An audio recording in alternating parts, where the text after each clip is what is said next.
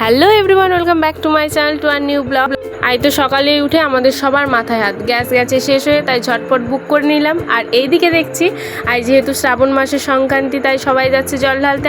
আর এরা মা ছেড়ে তো দুজনে নিশ্চিন্তে ঘুমোচ্ছে। এই করতে করতে গ্যাসও চলে আসলো, তার মধ্যে আমার স্নান হয়ে গেছে, ঠাকুর পুজো হয়ে গেছে। এবার একটু নিজের স্কিন কেয়ার করে যাব রান্না করতে, যেহেতু মা বাড়িতে নেই, বাবাও গেছে পুজো করতে। আর সেই সব করতে করতে দেখলাম আবার সবাই যাচ্ছে জল ঢালতে।